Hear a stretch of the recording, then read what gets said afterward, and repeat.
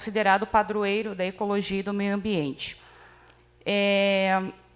O primeiro seminário foi feito em 2021, aqui na Câmara de Vereadores.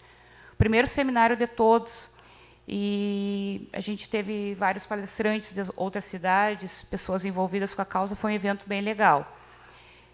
E hoje estamos fazendo o segundo, que era para ter sido feito no dia 4 de outubro, né, mas deu os imprevistos, questão de tempo, intempéries, enfim. Então, a gente está conseguindo fazer hoje. Então, eu agradeço a Kelly por aceitar o nosso convite, por se disponibilizar, né, a vir contribuir aqui com o nosso evento, passar um pouco de conhecimento para as pessoas, para o público que vai nos assistir também ao vivo, porque está sendo transmitido pelas redes sociais. Agradeço muito. Aguardamos o Dr. Yuri também, que foi convidado e virá ao nosso evento. E, então, pessoal, eu passo aqui a palavra para a Kelly. A Kelly fica à vontade aqui. É teu aqui, Kelly. Obrigada, Jana. Bom dia, gente. Então, me chamo Kelly, eu sou graduanda de Medicina Veterinária e eu trabalho na área animal há uns 9 anos, mais ou menos. Né? Apaixonada pelos animais, eu acho esse assunto muito interessante, principalmente porque gira muito mito, né? Muita inverdade que é disseminada desde que a gente era criança, desde que a gente aprendeu com os avós, que a gente aprendeu com os pais. Então, eu trouxe hoje algumas desmistificações, né, para a gente conversar sobre, principalmente em questão da prevenção do câncer de mama, né, já que a gente está em outubro, bem interessante, tá? Então, assim, ó, pode passar o primeiro, por favor. O que é a castração, né? No que consiste a castração? A castração ela é uma cirurgia eletiva, tá? É uma cirurgia não obrigatória, opcional, mas muito importante, que consiste na retirada dos órgãos reprodutores dos animais, tá? Na fêmea, ela tem 2 técnicas que podem ser utilizadas, que é a ovário salpinge histerectomia, que é a retirada do útero e dos 2 ovários, ou somente a ovário esterectomia, que é a retirada somente dos 2 ovários. E nos machos é a orquiectomia, que é a retirada dos 2 testículos, tá? Ela é bem interessante de ser esclarecido que ela é altamente recomendada por todos os órgãos animais como prevenção do câncer de mama. Tá? Ela é importante de salientar, principalmente agora que a gente está nessas campanhas do Outubro Rosa, né? Pode passar para o próximo, por favor? Deixa eu pegar as anotações aqui.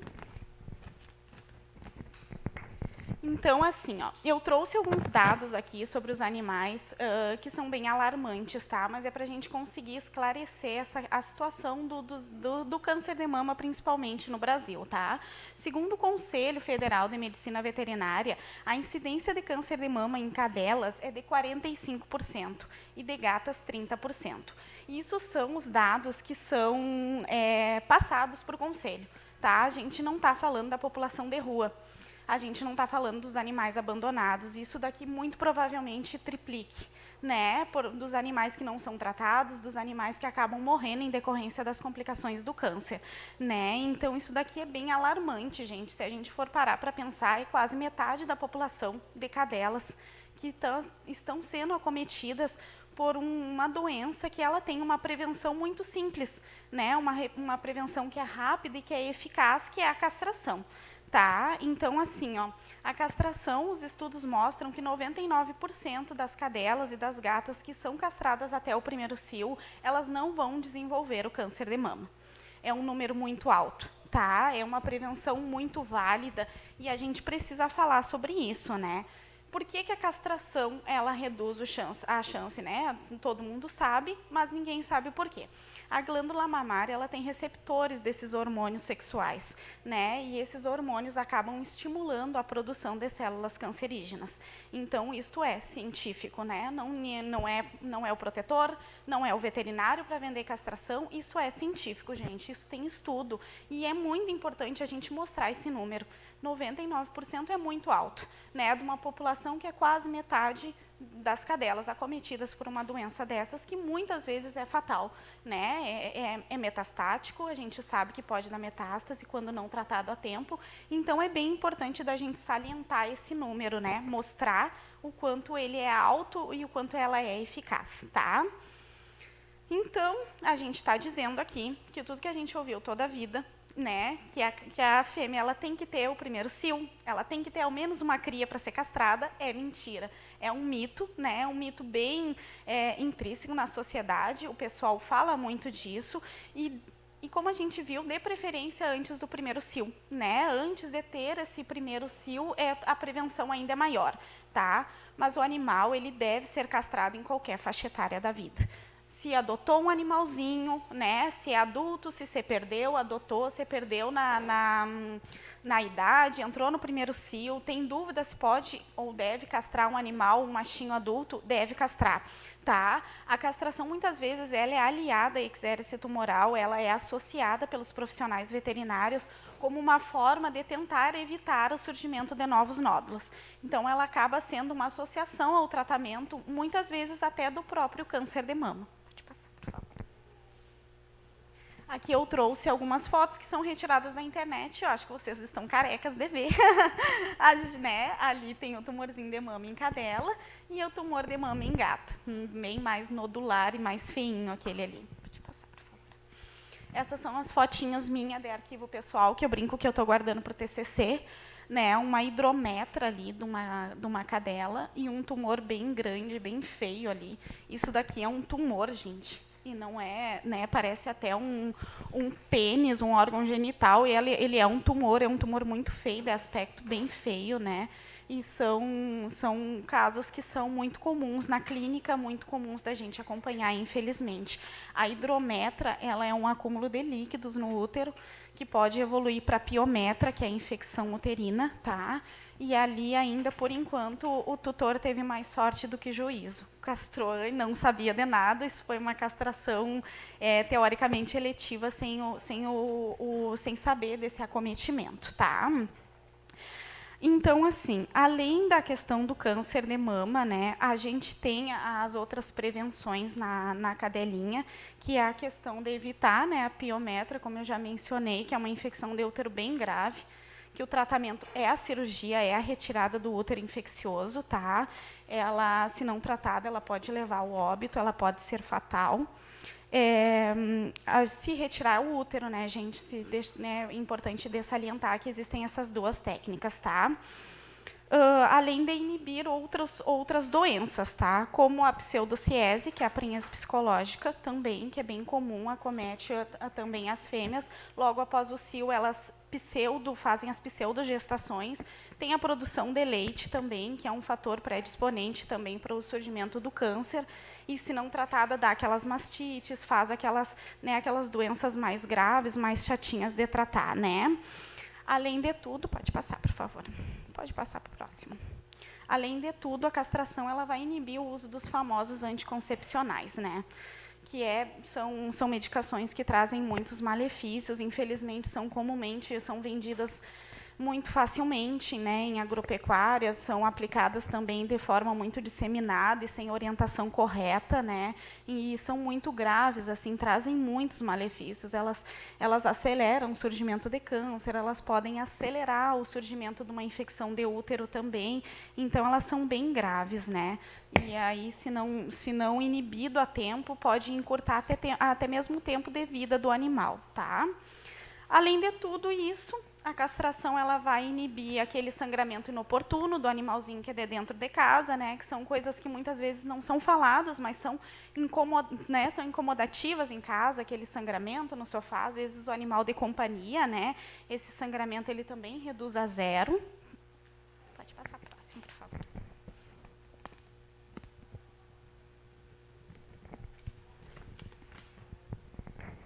Aqui eu trouxe eu gostaria muito de focar nisso, assim, porque a castração de macho ela gira muito preconceito, né? Principalmente pela parte masculina da família. A gente enfrenta muita resistência da parte dos homens, assim, que quando vão serem questionados sobre a castração, parece que é um procedimento mútuo, né, do cachorro e do senhor.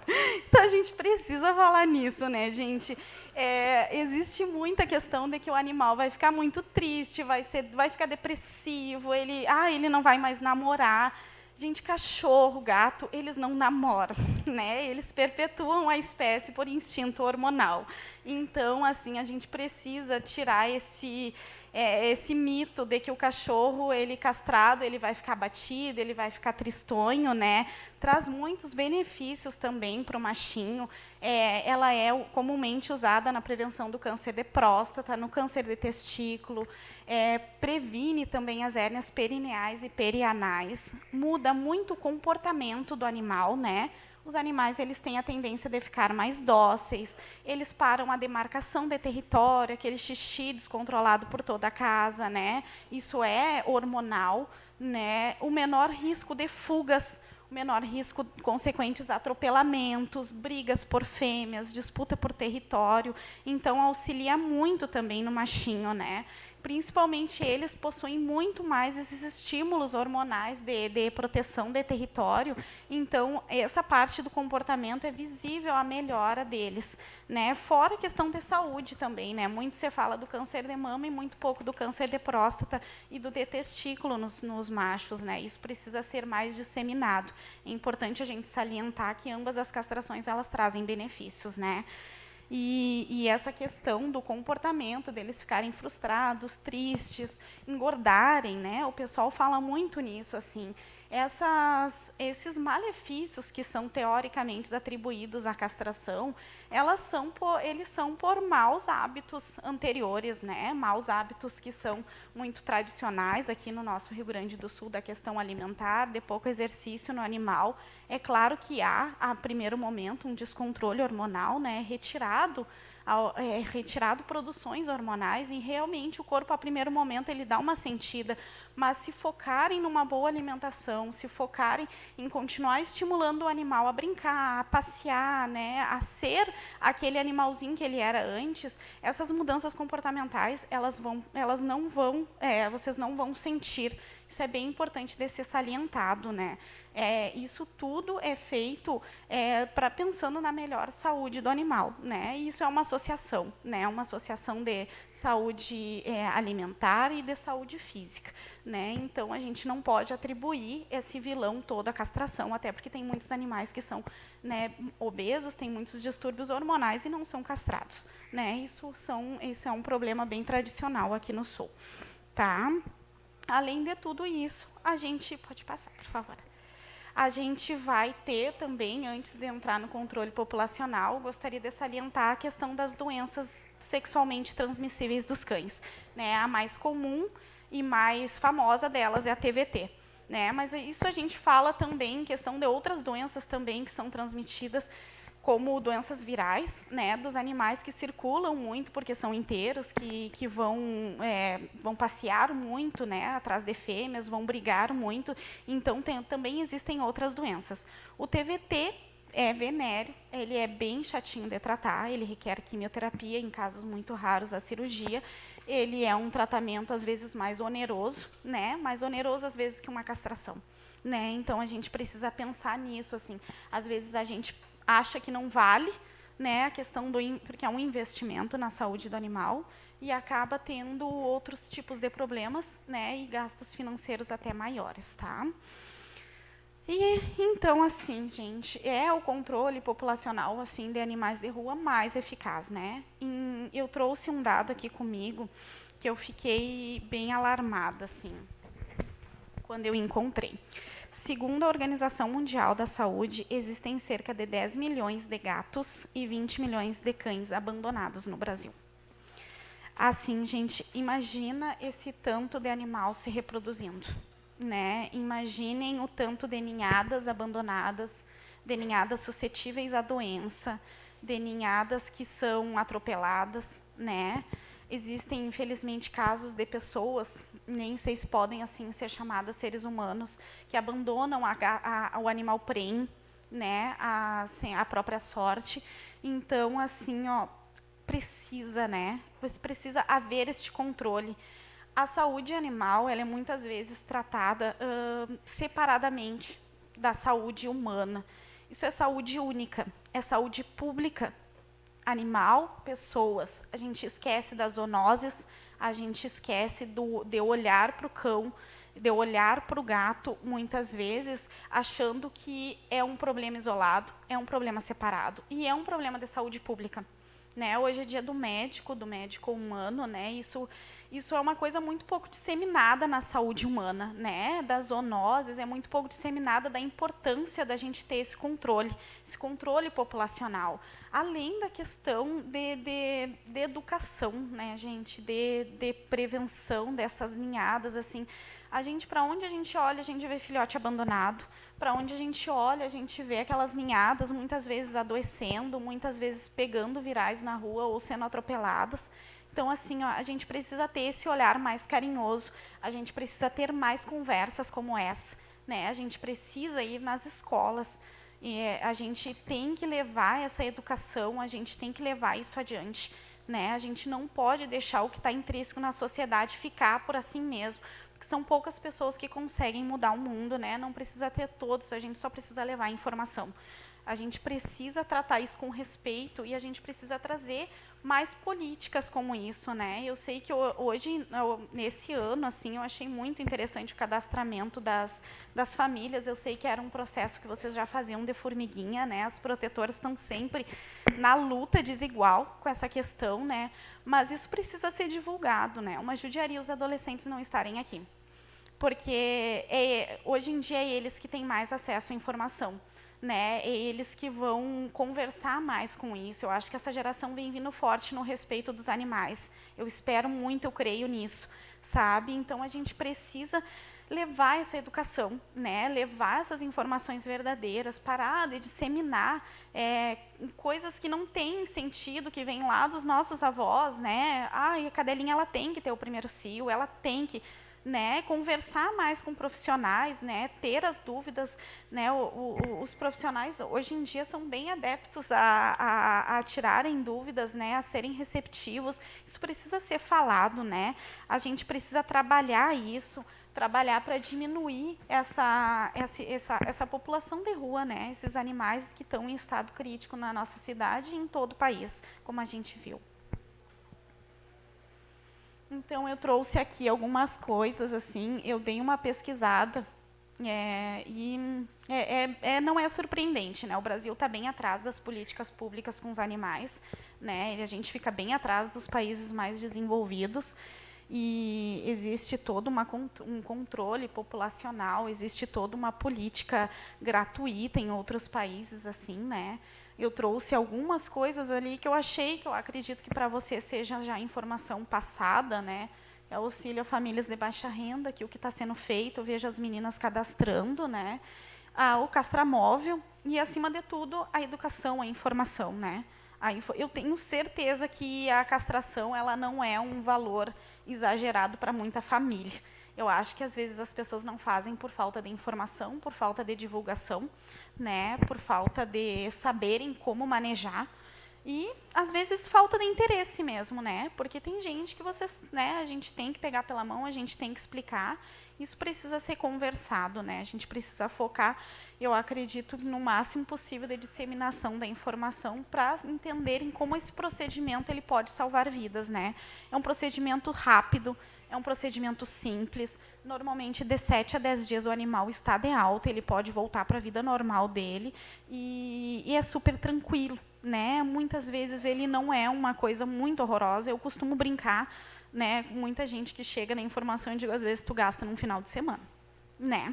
Então, assim, ó, não é uma coisa horrível, né? É uma coisa que tu pode investir, é uma coisa que tu deve investir, né? Até porque hoje em dia o animal ele é tratado como se ele é membro da família.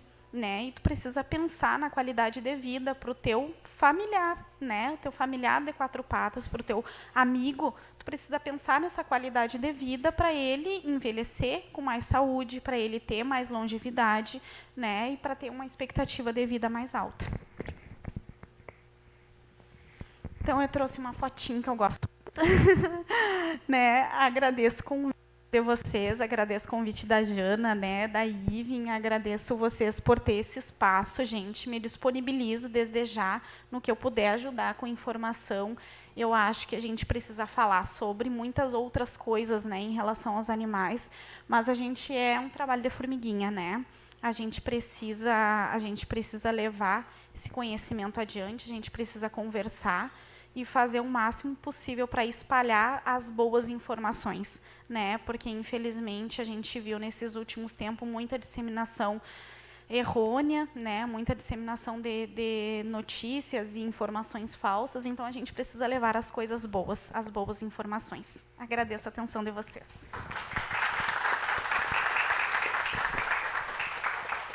Obrigada, Kelly. Não, mas tu convida a ficar aqui com nós, eu só se pode deixar. Muito obrigada, então, até o momento, a Kelly, pela grandiosa palestra, as informações trazidas aqui para nós. E, então, vamos passar para a segunda parte do evento, que é a palestra do Dr. Yuri Ávila.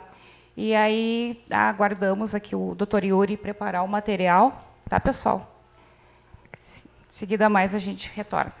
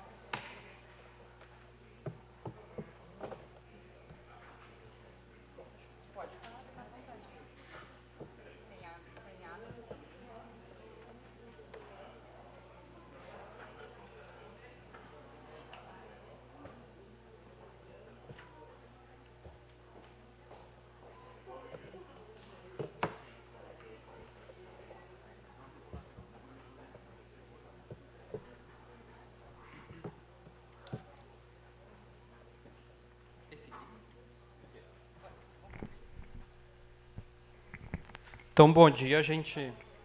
Tudo bem? Desculpa o atraso. Infelizmente, eu não consegui pegar toda, né, a fala ali da Kelly. Vou focar bastante aqui na castração, no impacto, né, social, no impacto da saúde dos pacientes.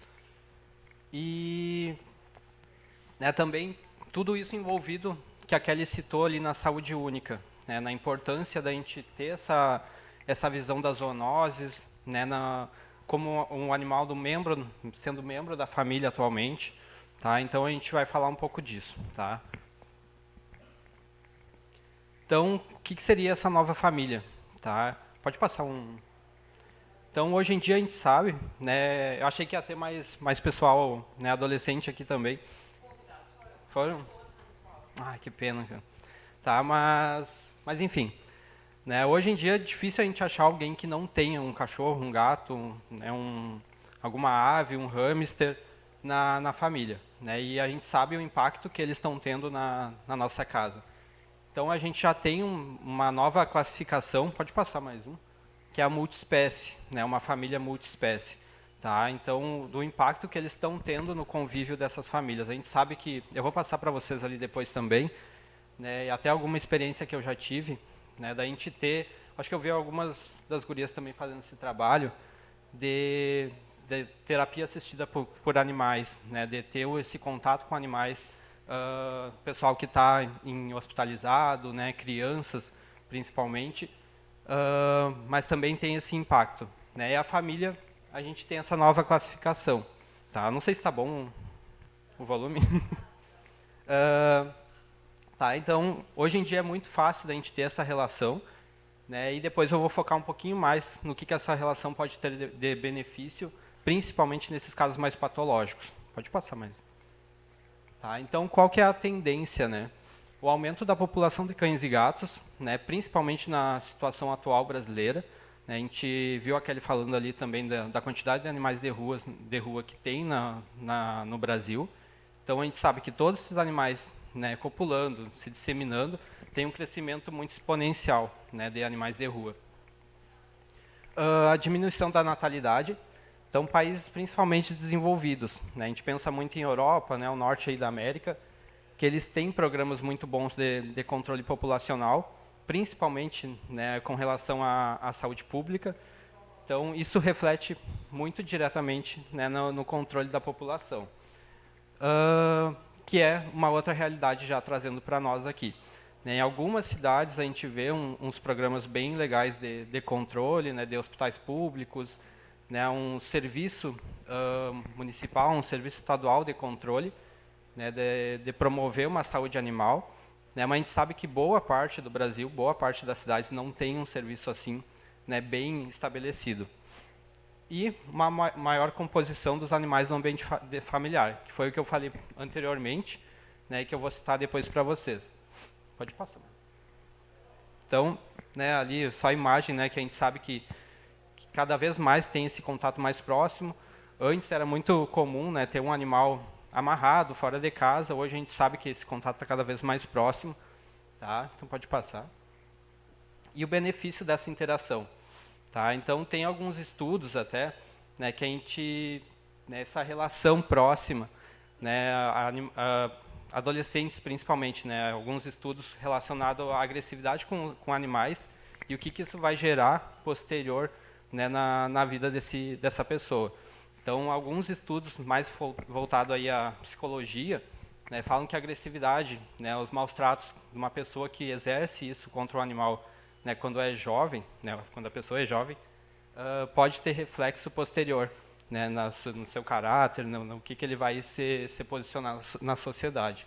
Tá? Então, muitos sociopatas, né, psicopatas, que têm aí um evento na sua vida adulta, tem relatos deles já terem, né, uma agressividade anterior com os animais.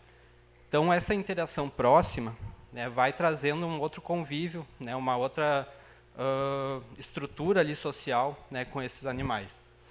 Então, o que eu falei para vocês, né, da terapia assistida por animais, então, hoje em dia é bem legal. Eu tive uma experiência, quando eu estava na graduação, bem interessante, que a gente fez essa matéria assim, na faculdade. A gente levava animais em hospitais, levava em hospitais psiquiátricos, né, pessoas que tinham esquizofrenia. A gente via uma qualidade, uma evolução no tratamento bem interessante, né, com diminuição de crises, né, que as enfermeiras nos relatavam. Então, isso tudo, né, a gente foi também em lar, né, de idosos também, que as cuidadoras relatavam depois uma diferença assim de como que ficava, né, o comportamento ali delas com relação assim à distração, né, com relação à infelicidade às vezes que eles ficavam ali. Às vezes, muitas vezes, o familiar não tem esse contato próximo, né, com essas pessoas. Acho que essa aqui é minha, né? Fábio, para mim, por favor. Obrigado.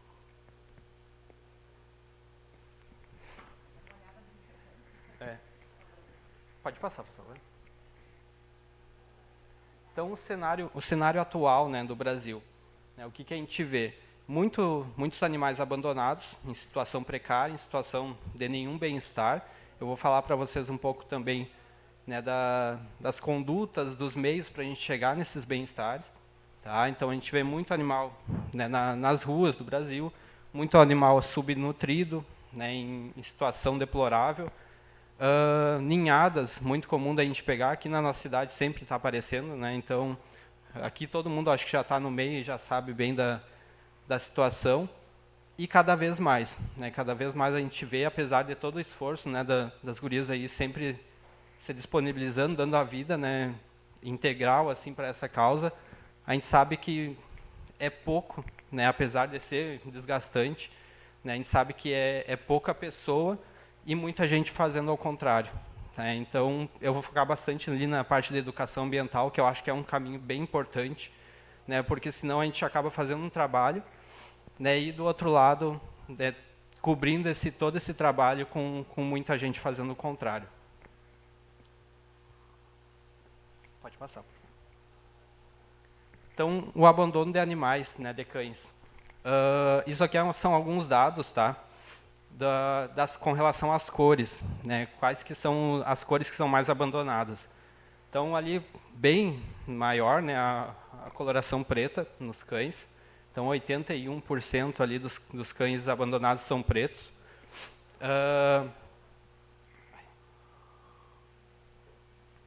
Então, o caramelo aí 56,6%. Isso depende da região, tá? Manchado 30% e outros 20%. Pode passar. Que isso é que a gente vê bastante na prática, né? Então, geralmente, animais pretos são bem mais abandonados no geral.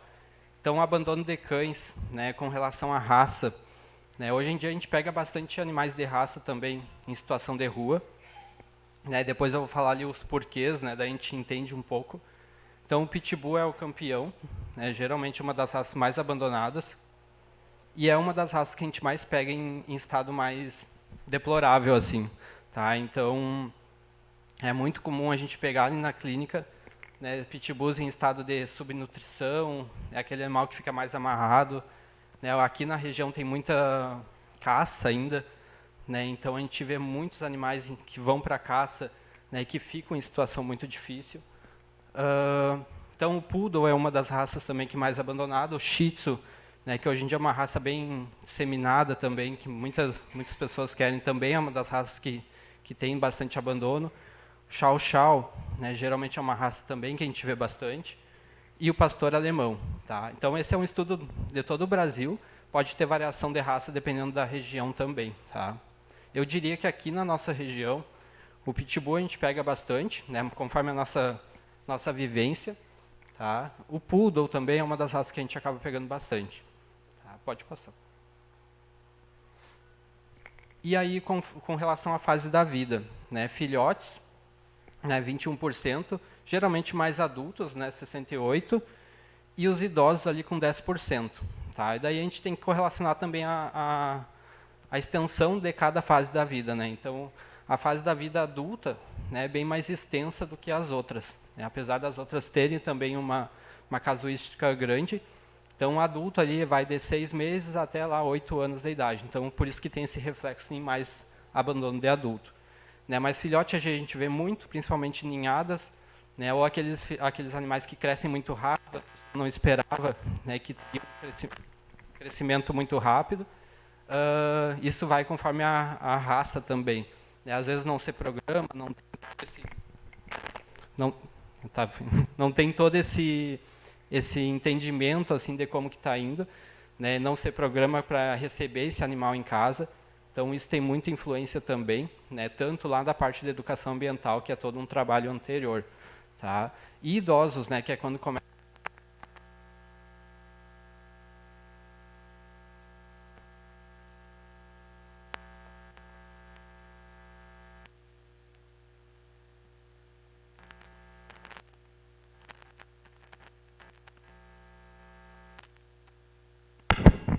Ei, som.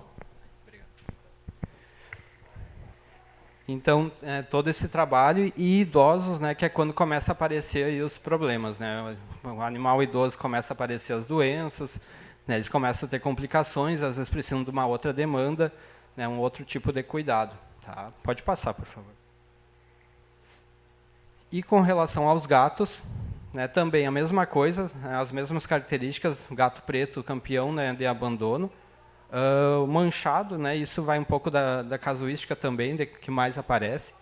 Tá? E os outros, né, pegando ali 42%. Mas o preto a gente vê que é campeão mesmo de abandono, né, e que a gente pega mais aí no ambiente clínico. Pode passar.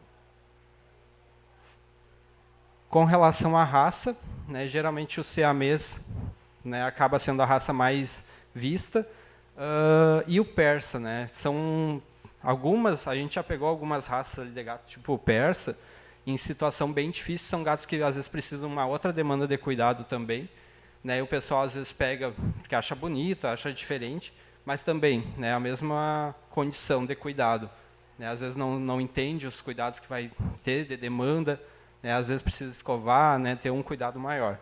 E as outras raças que acabam pegando 90%. Pode passar. E aqui os principais motivos de abandono, que eu acho que é uma das coisas que interessa mais.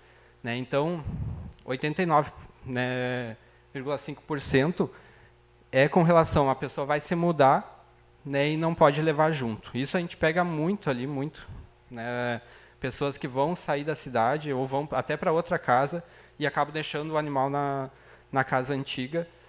Às vezes, muitos vizinhos trazem ali um animal que está em situação de doença já patológica, acabam levando para a clínica, né, de um vizinho que se mudou e acabou deixando o animal. Tá? É muito comum a gente pegar, principalmente quando vão mudar de cidade, né, às vezes vão ali perguntando se tem para quem deixar o animal, né, mas isso faz parte de se programar quando vai receber um animal. Né, e eu vejo muito isso da parte dos protetores, das ONGs também agora, né, se preocupando com isso também, para quem que vai estar doando. Né, se é uma pessoa que tem essa educação, se tem esse comportamento, digamos, esse convívio prévio, né, de entender cada demanda de cada animal, né, também para não ter isso depois. Né. Então, às vezes pega e já desiste logo depois, né, às vezes acaba abandonando. Então, ele cresceu muito. Né, outro problema que a gente vê, então, raças assim que têm um crescimento rápido, né, às vezes acha que vai ficar aquele bichinho pequeno, né, e às vezes dá um pico de crescimento, a pessoa se assusta. Né, também é uma queixa que a gente mais vê. E também, aqui não tanto, né, mas cidades maiores, a gente vê isso muito em relação a apartamentos. Assim, né, pessoa que pega um animal, né, não entende a necessidade da raça e acaba pegando um animal grande, mantendo em ambiente mais fechado, apartamento. Claro que pode, né, mas tem que ter todo um outro cuidado também, de passeios, né, tudo isso faz parte da educação. Meu outro pet, né, não se adaptou bem a ele. Tá? Então, isso é comum também, né, da gente ver no ambiente clínico. Né? Então, isso gera muito conflito, às vezes, no ambiente, né, dos pets, da família, de, às vezes, pegar um novo animal. Né, isso vai muito de conhecer o animal que tu já tem e ver o perfil do animal que tu vai pegar também, para ver como que vai ser essa interação. Né? Então, a gente vê muito isso, mais com o pessoal de gato, às vezes acaba sendo um pouco mais cuidadoso, né, de fazer um pouco essa aproximação aos poucos. Né, mas a gente vê muito problema quanto a isso, né, de meio que ser um desencadeador, né, de um problema no ambiente familiar, né, tanto para as pessoas como para os pets. Tá? Então, isso é um outro problema, tá, da gente também ter essa educação, né, claro que tu vai pegar um animal para tentar fazer um bem para aquele novo integrante, mas não ser também um fator de estresse para os outros que tu já tem em casa. Tá? Minha rotina mudou e não consigo mais cuidar do pet. Tá? Essa é uma outra queixa, e todos eles numa porcentagem bastante grande. Né? Às vezes, mais de uma queixa por tutor a gente pega. Tá? Então, isso está mais ligado, né, a cada ambiente também.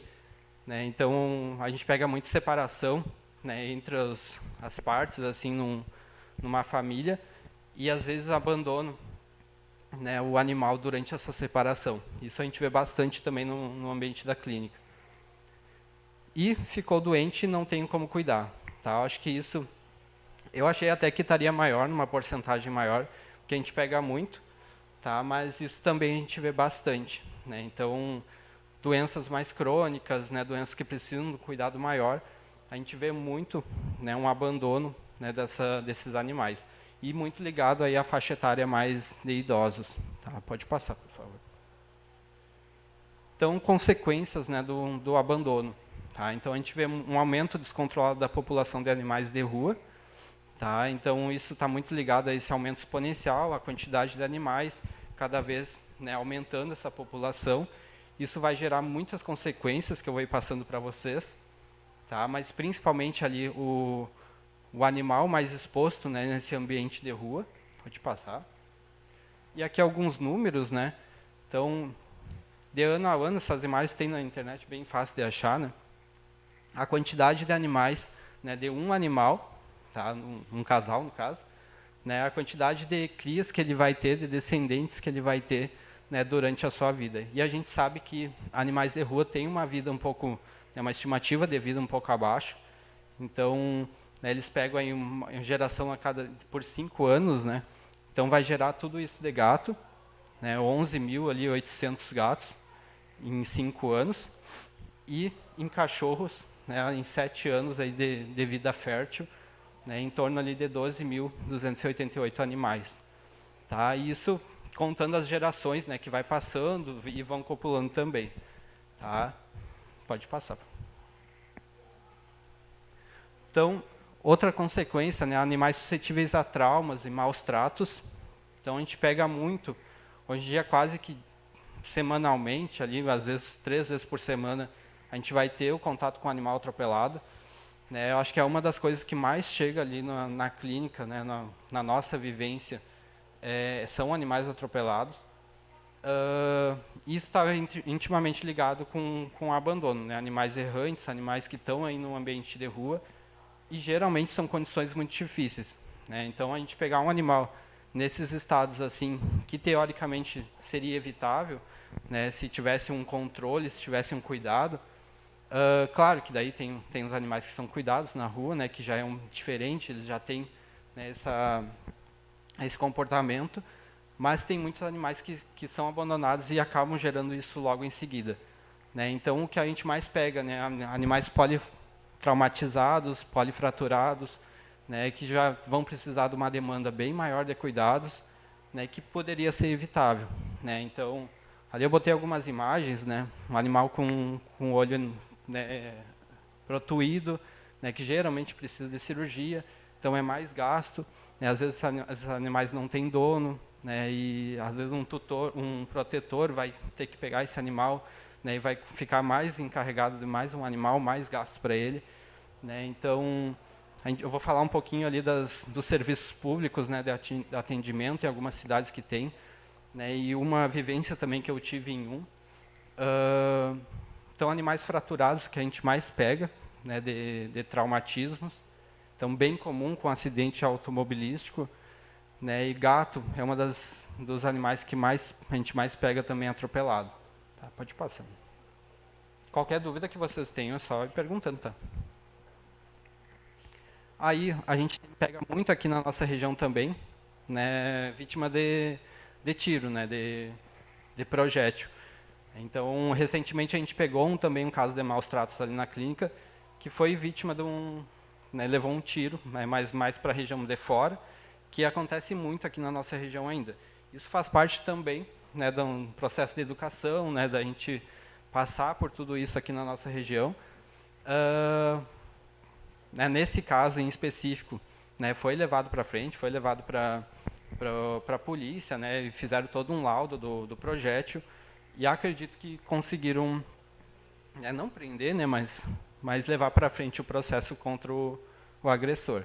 Tá? Mas também é mais para a gente ressaltar que acontece bastante aqui na nossa região. Pode passar. Então, a transmissão de doenças, né, a gente vê bastante também com relação ao abandono, isso está ligado bem à saúde única. Então, entre animais, principalmente viral, né, que a gente vai perceber, mas a gente tem que cuidar muito com as zoonoses, que são as doenças que podem transmitir de animais para humanos e humanos para animais. Tá? Aqui eu botei algumas só, né, a raiva, que recentemente a gente teve alguns focos de raiva aqui na região. Né, a giardia, que é um parasita, né, gastrointestinal, a esporotricose e a criptococose, que são fungos. Né, ali na clínica a gente tem pego alguns casos de esporo. Até recentemente o Conselho Federal de Veterinária deixou como obrigatório, né, a nossa, como é que se diz? O nosso, que a gente tem que relatar, né, para a Secretaria de Saúde quando a gente pega um caso de esporotricose. Então é obrigatório agora a gente relatar. Isso, notificação obrigatória, isso aí. Então geralmente gatos são mais acometidos, tá, com esporo, criptococose. Que são aqueles gatos que às vezes aparecem com o nariz aberto, né, umas feridas na orelha. Né, então é importante também e pode passar para a gente. Né, e geralmente a esporo é uma doença bem agressiva para pessoas. Né, a raiva nem se fala, né, difícil o tratamento quando tem. E a leishmaniose, que recentemente também peguei um caso na clínica, que é a doença transmitida pelo mosquito. Né. O mosquito pica, contaminado, e a gente tem a contaminação pela leixe. Também uma doença bem grave, né, tanto para eles como para a pessoa. Tá? Pode passar. Aí, outra consequência do abandono, né, o comprometimento ambiental local, da onde está sendo abandonados esses animais. E o visual da cidade, que é importante, né, para o desenvolvimento também da cidade. A gente tenta pensar como um todo, né, não adianta a gente pensar em tirar esses animais, né, mas também com o desenvolvimento ali social, né, até financeiro da região onde esses animais estão abandonados. A gente vê isso muito lá na região do lixão, lá, né, que a gente já tem bastante animais lá abandonados. É tanto uma situação difícil social para as pessoas que estão lá, né, financeira também, né, então aqui eu botei 2 imagens, né, um gato predando um pássaro, tá? Isso acaba sendo um fator de peso assim ambiental, tá? E recentemente até saiu alguns estudos lá claro que é outra realidade, né, em Noronha, né, acho que é em Fernando de Noronha, que a população de gato lá está tão grande, tão, né, disseminada, que eles estão acabando com as espécies de pássaros, né, de Fernando de Noronha, da ilha. Então, também é um caso de abandono. Né, levaram os primeiros gatos para lá, né, começaram a ser abandonados, eles começaram a se proliferar, e estão acabando agora com a população nativa. Tá? E visualmente, né, que é o que eu comentei para vocês, tanto por desenvolvimento social como financeiro da cidade, da região, do bairro. Tá? Pode passar. Então, a abordagem do problema. Né? Aqui são alguns relatos só, né, do problema aí do abandono. Tem muito mais, que a Kelly já passou também alguma coisa. E o que é a castração? Né? Que seria o principal método assim, mais direto para a gente controlar esse número, principalmente de abandono. Então, é a esterilização dos animais, né, por meio cirúrgico. Tá? De uma forma bem simples. A gente já vê relatos, né, pensando em resolver problemas assim, de população de animais de rua desde 1798. Tá? Claro que eles não tinham, né, as técnicas estão desenvolvidas, mas para vocês terem uma ideia de como esse problema já vem sendo discutido há bastante tempo. Pode passar. Então, aqui eu botei só algumas técnicas, né, só para a gente elucidar melhor. Depois eu vou falar para vocês, né, os benefícios, né, e tudo isso. Então, hoje em dia a gente tem bastante técnica, né, para estar fazendo a cirurgia de castração. Tem a celiotomia retroumbilical, né, que é aquela que abre aqui, logo abaixo do umbigo, né, que tem essa aparência de cirurgia. Né, pode ser feita em cadela, em gatas. Tá? Essa é a técnica para castração de fêmeas. Pode passar uma. A técnica do gancho, né, que seria basicamente a mesma coisa, né, abrir aqui nessa região abaixo do umbigo, só que geralmente fica um pouco menor, né, a cirurgia, que tu introduz um gancho lá dentro para puxar, né, o corno uterino e fazer a cirurgia em si. Tá? Pode passar mais um. A do flanco, né, que as gurias estão fazendo bastante aqui na cidade agora, né, que seria abrir aqui na lateral, né, um pouco atrás ali do eixo costal, tá? Bem nessa região aqui das imagens, traz uma cicatriz pequena, tá? E também é bastante indicada, né, para essas situações de animais de rua, né, no caso de evisceração, diminuir esse conteúdo. Tá? Seria essas técnicas, pode passar mais uma.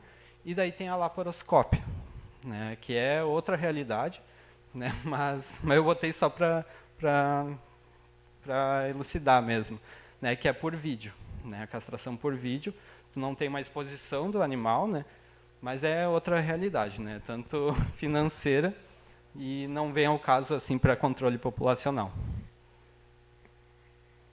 E a de macho, né, que é a orquiectomia. Tá? Então, geralmente, a gente faz uma pequena incisão ali, logo à frente, né, em machos caninos, logo à frente do saquinho escrotal. Né, a gente abre aqui e faz a retirada dos testículos. Né? Então, faz as ligaduras e retira. No macho gato, geralmente, a gente faz uma pequena abertura, né, no próprio saquinho escrotal deles, né, e retira também. Uma cirurgia super rápida, né, não dura 5 minutos de cirurgia. Né, a das fêmeas também tende a ser bem rápida, né, da gata geralmente um pouco mais rápida do que da cadela. Também, né, outra técnica super fácil, com um custo baixo, né, que também tem uma aplicação boa aí no controle populacional. Pode passar. E aqui um pouco dos benefícios. Tá? principalmente, né, que a gente vem focando o controle populacional. Né, a gente viu ali que uma fêmea, né, na sua vida fértil vai gerar ali 11, 12 mil filhotes, né, não diretamente, mas pela seus descendentes. Né, então, acaba sendo um controle direto ali de população. Tá? Então, depois eu vou falar para vocês ali dos castramóveis, né, das unidades, que acabam fazendo esse serviço de uma maneira bem interessante. Pode passar, por favor. Diminuição da demarcação territorial. Né, isso chama bastante atenção da quantidade de tutores que chegam na clínica, né, perguntando se eles vão parar, às vezes, de urinar nas coisas. Né. Gato, que tem uma característica um pouco mais forte de demarcação. Né, isso é um benefício bem interessante que o tutor acaba observando com uma qualidade boa assim logo após a cirurgia. Logo após não, porque não é, né, não é matemática assim direto, mas eles tendem a baixar bastante assim o comportamento de demarcação, tá, territorial. Pode passar mais um.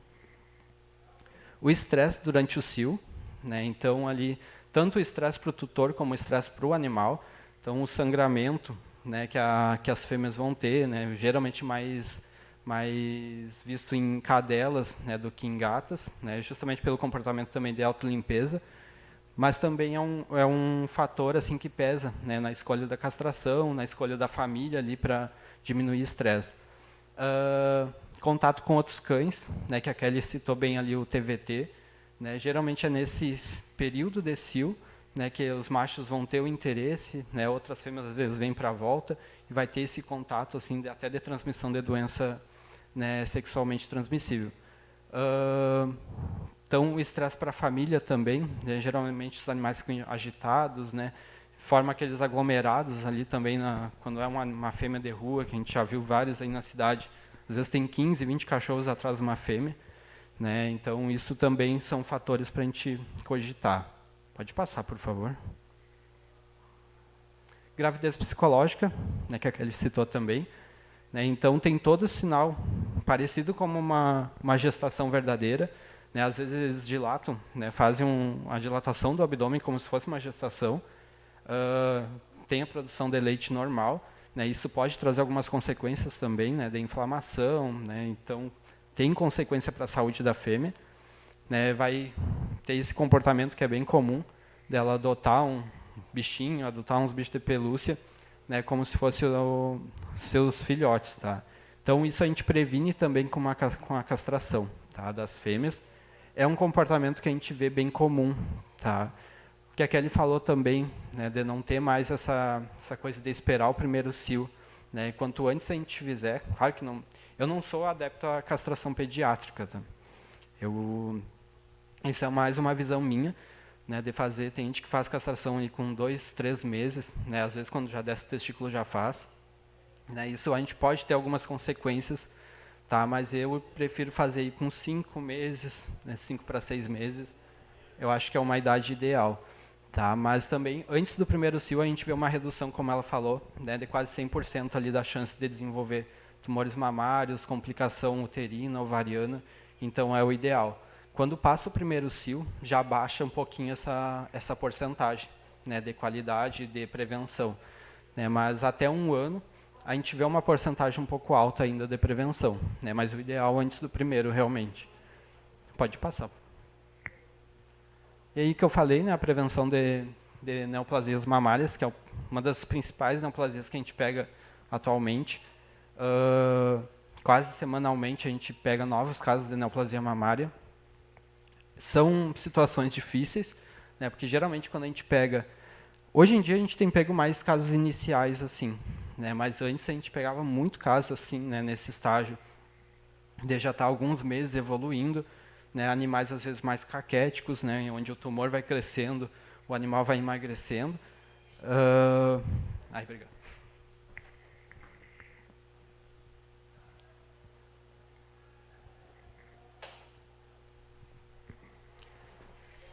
Então, hoje em dia, né, a gente tem pego bastante casos de neoplasia mamária. Então, que o animal vai ser exposto, né, vai ter que ser exposto por um tratamento difícil, né, geralmente uma cirurgia agressiva. Então, tudo isso, né, prevenido com uma castração, né, antecipada. Claro, que às vezes, né, o uso do anticoncepcional, a gente sabe que uma dose de uso aumenta aí 80% de desenvolver uma neoplasia mamária durante a sua vida. Né? Então, aquele animal que aplicou uma dose lá de anticoncepcional, né, no início da vida, a gente sabe que ele tem a chance de desenvolver ainda tumores. Tá? Então, tudo isso é evitável com uma cirurgia simples, né, e geralmente muito mais barata do que uma cirurgia de mastec, né, que seria a retirada de tudo isso, e não vai expor o animal todo um sofrimento de passar por, às vezes, uma quimioterapia, uma cirurgia agressiva, né, e às vezes com grande chance de volta de tumor, de ter recidiva. Né, então, tudo isso é evitável. Pode passar mais uma, acho que vai vir. Então, isso daqui seria a cirurgia da mastec. Né, geralmente são cirurgias que precisam de uma intervenção, um planejamento cirúrgico, né, com bastante cuidado. Geralmente não fica só na cirurgia, né? A gente tem que ter todo um cuidado prévio aí de estabelecer o grau desse tumor, né? De como que está evoluindo.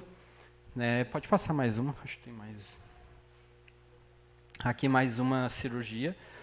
Né? Então, geralmente são cirurgias super agressivas, tá? Que não precisaria, né, ter passado por uma cirurgia tão agressiva assim. Geralmente, sim, incisões bem longas, né, às vezes, essa daqui, por exemplo, que retirou os 2 lados, né, da cadeia mamária numa cirurgia só. Né, uma cirurgia que gera bastante desconforto, bastante dor pós-cirúrgica. Tá? Pode passar. E aí, prevenção e tratamento de patologias, né, reprodutivas. Então, a gente tem aqui, né, a hiperplasia mamária felina, que não se caracteriza como tumor, tá? Ela é benigna, mas é um crescimento, né, anormal ali das glândulas mamárias.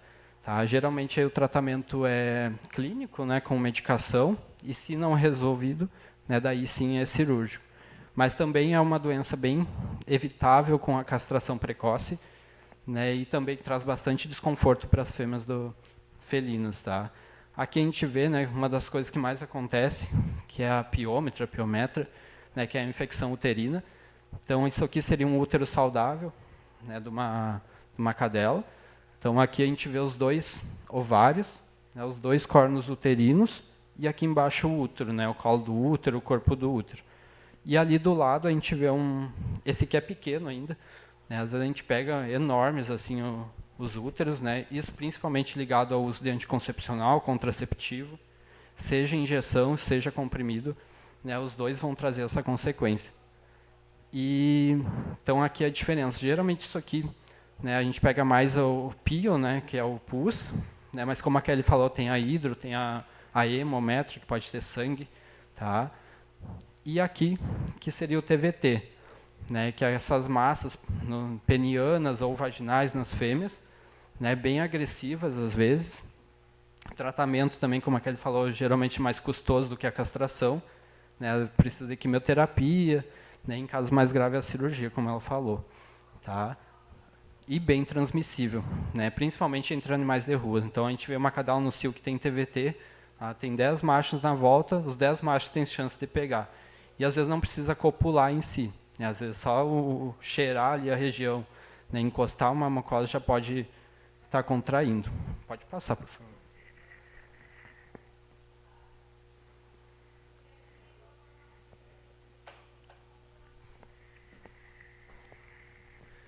E as contraindicações, tá? Então, tem contraindicação. Pode.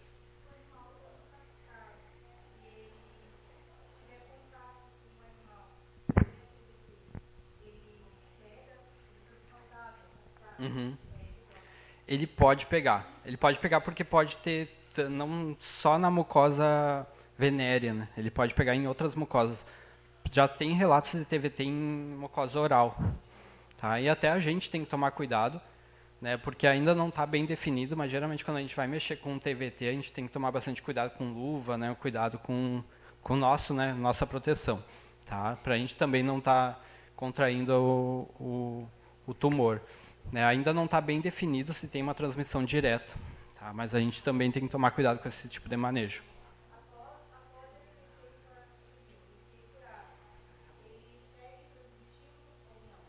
Não, se ele está bem curado, né, se ele fez todo o tratamento e teve uma regressão completa, é para ele não transmitir mais. né? Mas isso é muito variável de cada situação, cada estagiamento, né? Então, tem vários estadiamentos de tumor e isso é variável conforme a quantidade de químio. Então, geralmente é uma químio por semana, né, que a gente faz, usualmente. E, às vezes, com 2 já regride bem de tamanho, às vezes precisa de 4, 6. Né? Isso é meio variável e a gente vai reavaliando semanalmente. E, às vezes, precisa de cirurgia. Né? Eu já peguei um caso, uma vez, que precisou de cirurgia numa fêmea. Né? Ela estava com uma massa muito, muito grande e daí precisou ser feita a ressecção. Ela estava até com sinais de obstrução ali na região vaginal já. Então, daí precisou de intervenção cirúrgica.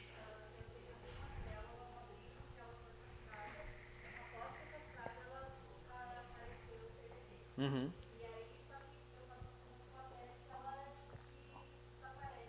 Uhum. É estranho. Aham.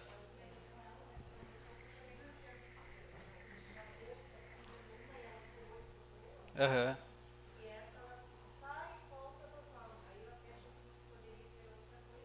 Sim.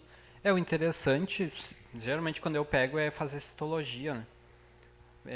Pegar uma agulhinha ou fazer um raspado e para olhar no microscópio ver se tem celularidade compatível com TVT, né? Mas eu nunca vi assim de regredir e depois aparecer de novo, né? Mas uhum. Sim. Pois é.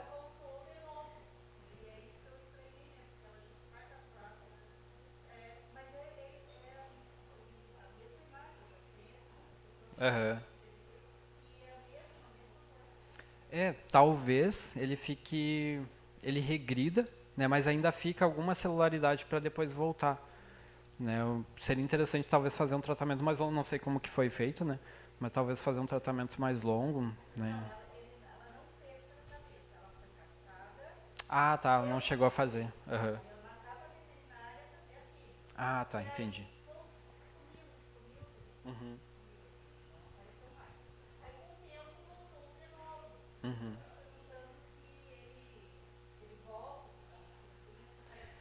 Geralmente os casos que eu acompanhei, né, é evolução direta, assim, ele só vai piorando, ele não regride, né? Talvez dê para pensar em outra possibilidade, né, alguma inflamação crônica, né, difícil pensar assim, mas geralmente esse aspecto meio que a gente fala de couve-flor, né, um aspecto meio esponjoso assim, geralmente bate muito com TVT realmente.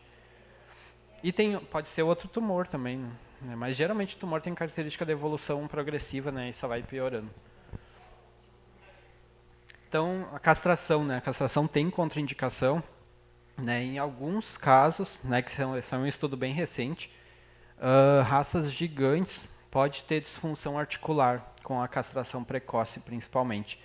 Então, daí a gente está falando, né, do pastor alemão, né, do dogo, né, que a gente está vendo que pode ter consequências se a gente fazer uma castração precoce. Tá? Isso principalmente com degeneração articular. Né, e já são raças que podem ter problema, né, normalmente. Então, essas raças, que geralmente não é as raças que a gente vê, né, em situação de rua, então é um pouco mais tranquilo de controlar, mas a gente sabe que essa raça ou é preferível esperar toda a evolução de crescimento dela, que geralmente vai acontecer aí com 2 anos, né, mais ou menos, que daí depois fazer a castração, tá? Ou ter um controle, né, ambiental mesmo dessas fêmeas. E a permanência do útero. Né, saiu uma nova diretriz, né, que não necessariamente, isso pensando em animais mais domiciliados e mais com controle, tá? Geralmente animais de rua, né, ou animais que têm um histórico de uso de anticoncepcional não serve.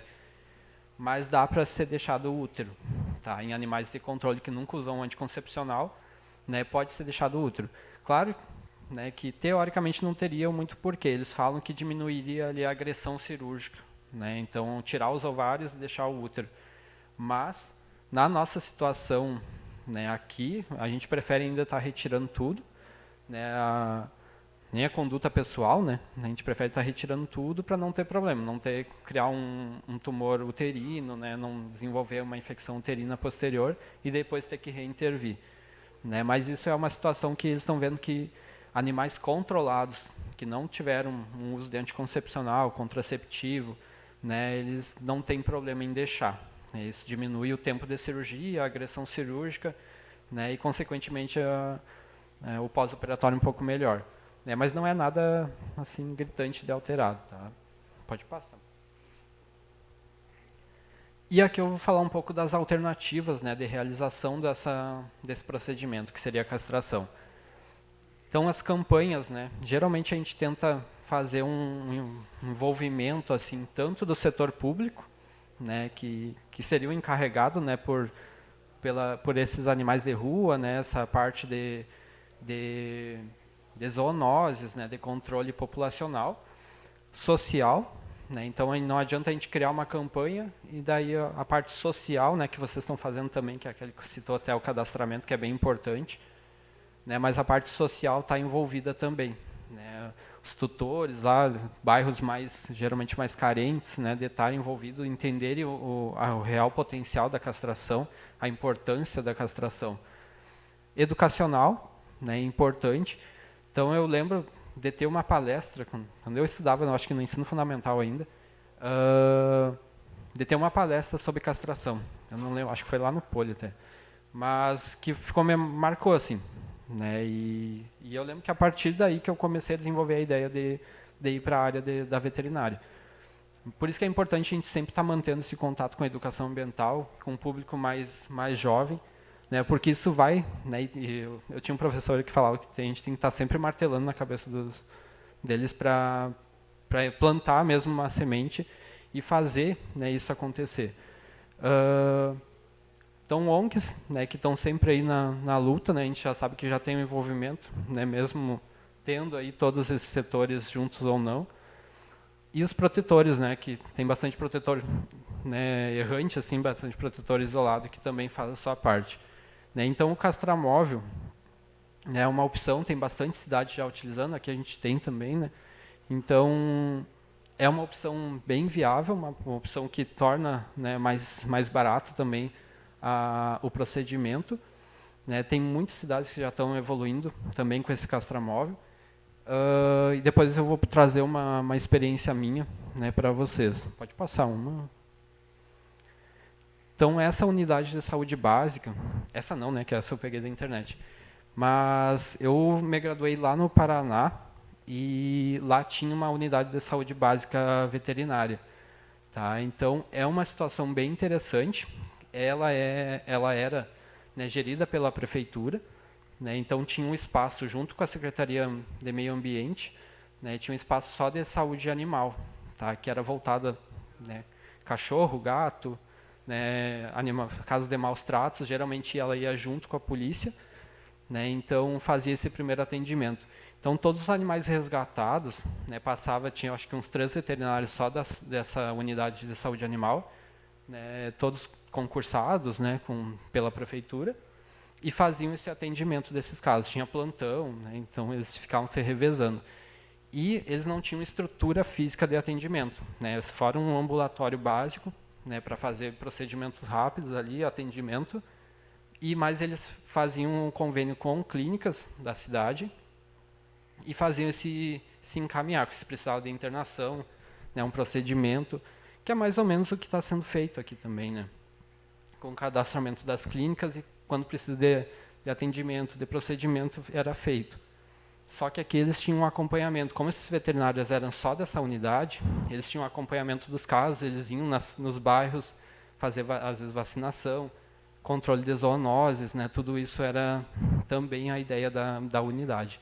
Era bem interessante, né? E também uma alternativa, né, de realização tanto desse controle populacional, educação também desses lugares mais carentes que às vezes precisa, como também o encaminhamento de castração. Então, eles identificavam, né, os veterinários faziam acompanhamento dos bairros que eles viam que tinha mais animais que precisavam desse acompanhamento. Animais que potencialmente poderiam ir para a cirurgia, eles já encaminhavam para as clínicas. Tá? tinha um limite, né? Então, tudo é financeiro, né? Então tinha um limite também de atendimentos, de cirurgias, mas era um atendimento bem interessante, né? Que serve também de exemplo para a gente. Pode passar. E os hospitais públicos, né? Que hoje em dia está evoluindo bastante também. Acho que só na cidade de São Paulo lá deve ter uns 3. Claro que a cidade de São Paulo é 12 milhões de habitantes, né? Mas deve ter uns 3, 4 hospitais públicos veterinários. Não sei se o de Porto Alegre saiu já. Acho que já não, ainda não. Mas né, tá saindo também. Geralmente é mais capitais, né, que estão evoluindo os hospitais públicos, mas também é um serviço interessante. Né, e nós, veterinários, não somos contra, né, o hospital público. Né, pelo contrário, né, é interessante, vai empregar muito mais veterinário também. Né, e geralmente tem um serviço de bastante qualidade, né, nos hospitais públicos que já tem. Então, é um serviço bem legal. E, geralmente, também com isso, né, o cadastramento de famílias mais carentes, né, que podem estar optando por esse serviço. Pode passar. E a educação ambiental, né, que é uma parte que eu gosto bastante. Eu já tive bastante contato com educação ambiental, tanto na faculdade como depois. Né, mas, geralmente, é interessante para a gente fazer isso com crianças, né, idades menores até a adolescência. Né, geralmente muda a abordagem um pouco, né, dependendo da idade, mas é interessante para a gente estar sempre aí colocando, né, essa ideia na cabeça deles, mesmo que eles não tenham um contato próximo, que é difícil, né, não ter um contato próximo com o animal, mas que pelo menos identifique, né, como que se deve ter esse cuidado, né, qual que é o jeito certo da gente manter uma qualidade de vida para um animal. Quando ele observar alguma condição que fuja disso, ele saber identificar, né? Então, isso é importante, tanto na parte de cachorro e gato, né, como a parte ambiental geral, que eu acho importante também. Tá? Então, trabalhar com animais empalhados, né, geralmente a gente fazia jogos com crianças, né, um jogo mais voltado a animais, assim, né, isso é bem interessante. Acho que até aqui a Unipampa, né, tem bastante animais empalhados, né, que poderia ser feito um trabalho também de educação ambiental bem legal, né, para a gente criar esse vínculo, né, pessoa, ambiente, animal, né, e fazer a pessoa se sentir parte realmente desse ambiente, né, que a gente está. Tá? Pode passar. E aqui eu vou passar para vocês, né, as 5 liberdades do bem-estar, né, que para a gente identificar o que é realmente um animal em bem-estar, quando que ele foge, né, do bem-estar. Então, o primeiro deles é o livre de fome e sede. Tá? Então, a gente só vai promover um bem-estar animal quando ele tiver com essas 5 liberdades. Então, ele estando livre de fome e sede, né, e não só basta isso, ele tem que estar em equilíbrio nutricional. Tá? Então, fornecer uma boa alimentação, uma alimentação de qualidade. Pode passar. Livre de dor e doenças. Tá? Então, o animal não deve estar sentindo dor. Doença, quando tem, a gente tem que estar sempre procurando, né, um atendimento, estar sempre procurando como intervir para tentar melhorar esse bem-estar dele. Livre de desconforto, né, a própria dor, a própria doença pode gerar desconforto, né, mas a gente sabe que animais tipo idosos, né, eles podem ter sinais de desconforto, né, uma doença mais crônica, então a gente sempre está tentando trazer, né, esse livre para ele, tá? Pode passar. Livre para expressar seu comportamento natural. Então, isso mais ligado a cachorro e gato, né, algumas raças eles pedem, né, tipo um labrador que é super agitado, né, eles pedem e um comportamento natural deles é gastar energia. Então, manter um labrador num ambiente fechado, né, isso a gente vê muitas vezes amarrado junto numa casa, isso é considerado um maus tratos. Né, ele não está expressando seu comportamento natural. Então, isso serve até como base para a gente. Isso está no Conselho, tá no Conselho Federal de Medicina. Tá? Então, não é eu que eu estou trazendo. Então, tudo que foge daí pode ser considerado maus tratos. Né? E tem muitos casos aqui na cidade, né, que tem animais amarrados, né, com um espaço ali de 1 metro quadrado, 2 metros quadrados, né, e não tem como ele expressar seu comportamento natural. Fora que deve estar com desconforto, né, em contato ali com as suas fezes, com a sua urina. Então, isso tudo a gente considera como maus tratos. Pode passar. E o livre de medo e estresse. Tá? Então, isso também a gente considera como maus tratos, tanto, né, não uma agressão física, né, às vezes mais uma agressão psicológica também para eles. Né? Hoje em dia a gente vê bastante distúrbio psicológico, é uma área que tem crescido na veterinária até, né, a psiquiatria veterinária. Esse contato, às vezes, maior que a gente está tendo com os animais, né, a gente também implica para eles alguns problemas novos, né, também. Então, estamos trazendo alguns dos problemas que a gente tem para eles, mas, claro, que a gente tem como trabalhar isso. Então, livre de medo e estresse também é uma liberdade do bem-estar animal. Pode passar, por favor. Tudo isso para a gente promover, né, a saúde única, que a Kelly citou. Então, a saúde única nada mais é que um envolvimento, né, da saúde humana, a saúde animal e a saúde ambiental. Tudo isso trabalhando junto. Né? Então, a saúde humana a gente promove com a saúde básica humana mesmo, né, a saúde da medicina humana, também com o controle de zoonoses, né, e por isso que está ligado aí com tudo, né, com os animais, com a saúde animal, né, tendo esses 5 L's aí do bem-estar, controlando as zoonoses também, e a saúde ambiental, né, que a saúde ambiental engloba, né, animais exóticos, silvestres, né, a saúde, como é que eu posso dizer, ambiental geral, né, tanto a parte aí de árvores, né, que a gente sabe que traz algum bem-estar também, com relação à água, né, a gente ter uma saúde básica, né, humana, também interfere também na saúde única e saúde animal. Tá? Acredito que era mais ou menos por aí, né, a minha abordagem. Pode passar mais. Né, qualquer dúvida que vocês tenham, né, eu estou à disposição, me coloco à disposição também posterior. Né, e acredito que seja mais ou menos essa abordagem, né, que eu teria, da importância da castração, desse vínculo, né, animal-humano, que vem crescendo cada vez mais. Bato muito na tecla da educação ambiental. Né, eu acho que traz um grande benefício realmente. Não é aquela coisa aí, imediata, né, que a gente vai ter um resultado direto, mas a gente pensando em saúde única, a gente está pensando aí daqui 10, 20 anos, né, como que vai estar a situação aqui da saúde animal. E a castração como um método mais direto mesmo de controle populacional. Né, e acaba sendo uma excelente técnica, uma excelente conduta para a gente controlar realmente e trazer mais benefícios para esses animais, né, não gerar sofrimento para esses animais de rua, que eu acho que é o nosso objetivo, tanto, né, da parte pública, parte privada, parte das ONGs, dos protetores, como a nossa parte, que é o que a gente, né, para isso que a gente estudou, né, está estudando. Tá, eu acho que é isso.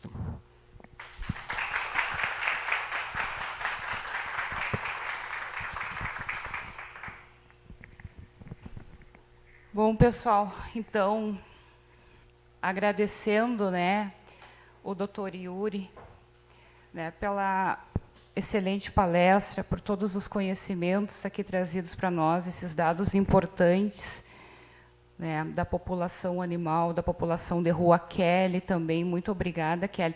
E eu quero te convidar para te subir aqui mais uma vez conosco. Muito obrigada pela contribuição. E, pessoal, só salientando um pouquinho que essa última questão aqui que o Dr. Yuri falou sobre o controle populacional, a Kelly também,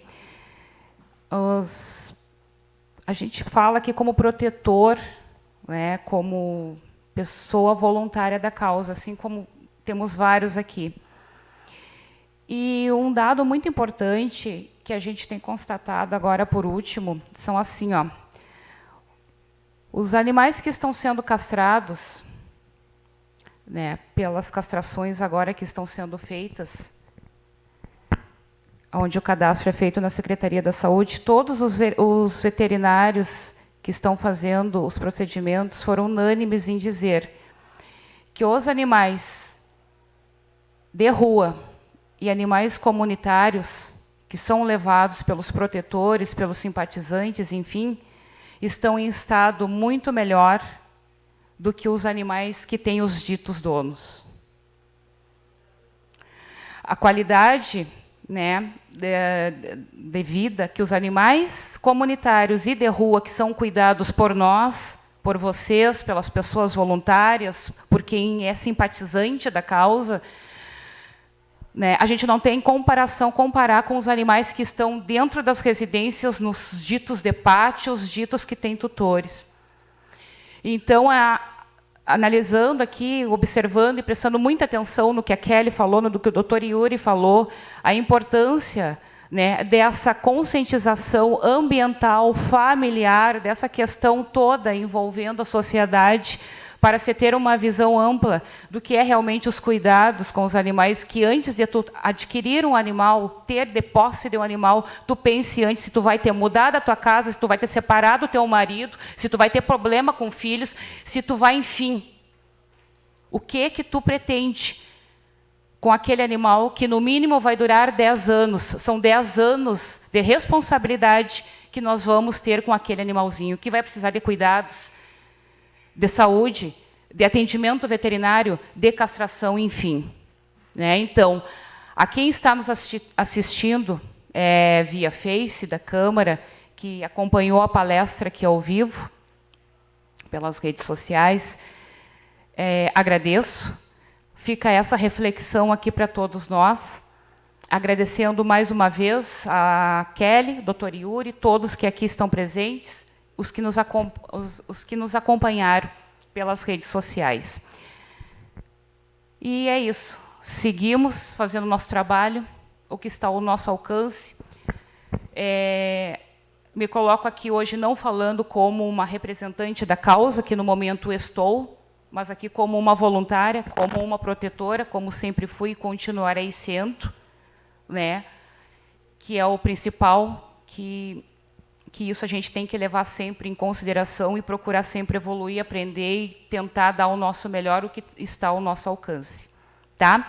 Eu quero aqui entregar aos nossos palestrantes, tá, um certificado de participação aqui no nosso seminário, um agradecimento, né, pela disponibilidade, pela boa vontade, pela doação dos conhecimentos, né, que quem distribui o que sabe ajuda, né, a melhorar o nosso mundo, o nosso meio ambiente. Quem distribui o conhecimento, né, está colaborando, né, para um coletivo, para um todo. Então, meu muito obrigado à Kelly, ao Dr. Yuri, tá? E, em forma de agradecimento, eu quero entregar o certificado para o Dr. Yuri.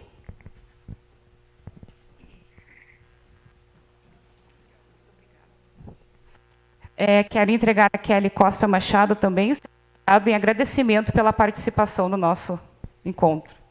Vou tirar uma foto.